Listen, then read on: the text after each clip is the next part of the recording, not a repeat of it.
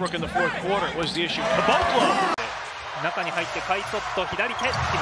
Kung meron mang isang laro na napakasayang mga kapatrol para kay Kai Sotto, ay ito ang semifinal match ng Gilas versus Brazil sa Olympic qualifying tournament na kung saan hindi kinaya ni Junmar Fajardo ang NBA big man ng Brazil na si Bruno Caboclo. Ito ang laro na kailangan ni Kai dahil kung natalo natin ang Brazil ay siguradong tayo ang mag-qualify sa Olympics sa Paris at nasa NBA na sana ngayon si Kai. Ano kaya ang nangyayari kung nakapaglaro pa si Kai at dalawa sila ni Junmar Fajardo ang magpapahirap kay Bruno Caboclo?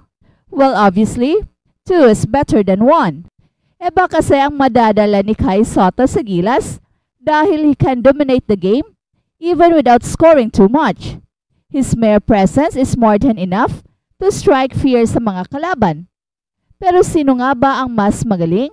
Kina Kai Sotto at Bruno Caboclo?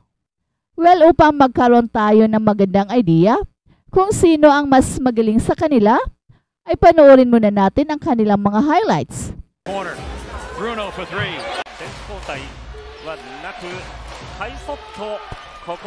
Deep drives. Take a foul.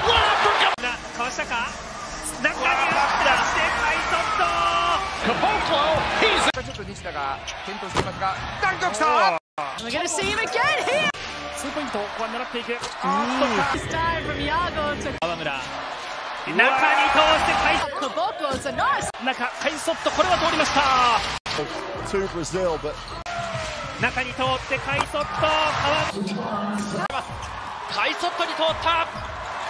Caboclo.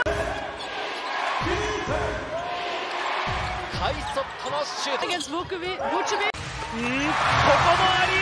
It's そのカイソットに通ったゴール下2人いるが now Nelson Caboclo. サッカーでこの時間もついている。おっと上を使ってくる。 Well, obviously, in terms of maturity sa laro, ay napakalaki ng advantage ni Bruno Caboclo over Kai Sotto. Napakalakas na ng katawan ni Bruno, isang aspeto ng kanyang laro na nagustuhan ng NBA. Pero in terms of pure basketball skills and talent, ay sa palagay ko mas angat si Kai dahil sa kanyang 7'3" frame. Not everyday na meron tayong makikitang legit 7'3" who is mobile, athletic at highly skilled pa. Dagdag mo pa ang kanyang high basketball IQ, ay kung makakatapat mo talaga si Kai ay mapapaisip ka talaga. And against Bruno, ay sigurado makakasabay naman siguro si Kai dahil hindi naman masyadong mabilis itong si Bruno and he scores mostly inside the paint na kung saan kung merong presence ni Kai ay napakahirap gawin. Isang game changer type of player si Kai kasi yung tipong kapag naglalaro siya ay lumalaki ang chances ng team of winning if he is used the right way.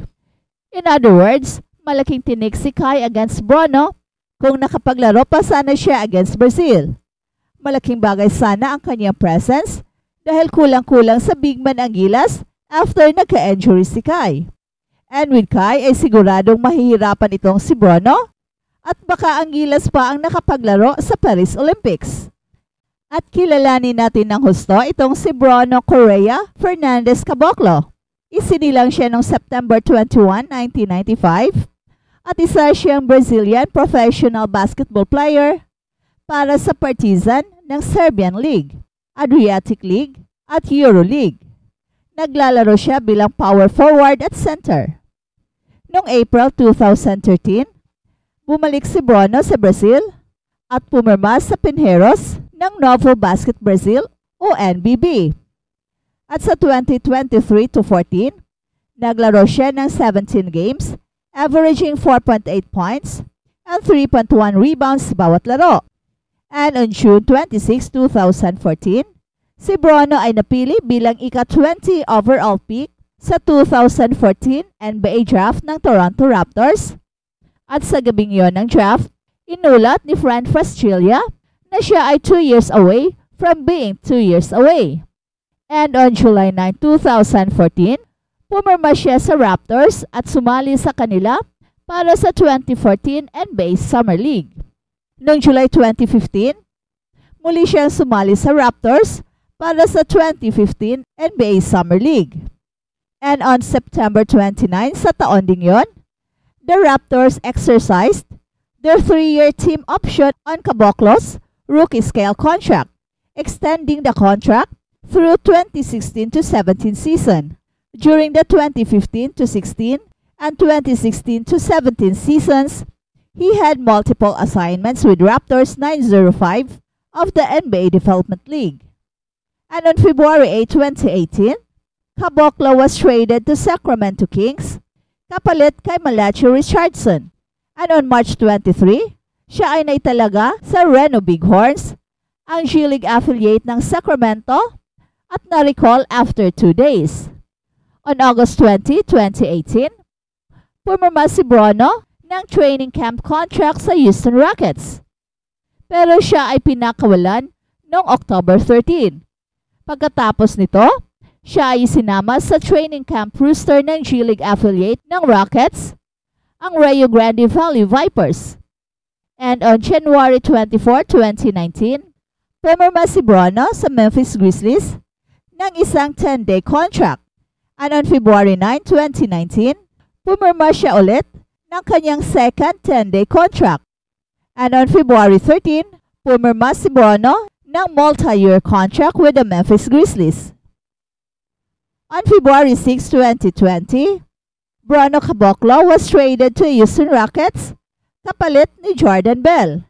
And on January 13, 2021, pinakawalan siya ng Houston Rockets.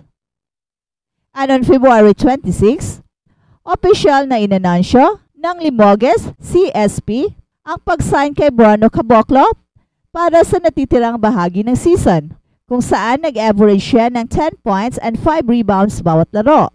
And on August 21, 2021, pumirma si Bruno Caboclo sa Sao Paulo FC ng Novo Basket Brazil o NBB. Napanalunan niya ang 2021-22 BCL Americas Championship kasama ang Sao Paulo, ang kauna-unahang continental title ng kupunan. Matapos ang torneo, pinangalanan siyang BCL Americas Season Most Valuable Player. At pagkatapos nito, siya rin ay pinangalanan na MVP ng 2021-22 NBB season. Kasunod ng kanyang matagumpay na taon sa Brazil, sumali si Bruno sa 2022 NBA Summer League kasama ang Utah Jazz. And on August 26, 2022, Bruno Caboclo signed with the Boston Celtics and he was waived on September 20. And on November 4, 2022, Caboclo was named to the opening night roster for the Capitanes de Ciudad de Mexico of the NBA G League. And on January 5, 2023, Bruno signed a multi-year deal with Ratio Farm Ulm of the German Basketball Bundesliga o BBL, and he signed a contract until the end of 2024. And on November 7, 2023, pumirma siya ng kontrata sa Serbian team na Partizan Belgrade, and on June 2024, umalis si Bruno Caboclo sa club para sa mga private reasons nang walang pahintulot sa club mismo sa gitna ng Serbian League Playoff Series. Nang maglaon, sinabi ng presidente ng club na sa kabila nito, mananatili si Bruno sa kupunan para sa susunod na season. Itinuturing na hindi matagumpay ang season para sa Partizan dahil nagtapos sila ng season nang walang napanalunang tropeyo.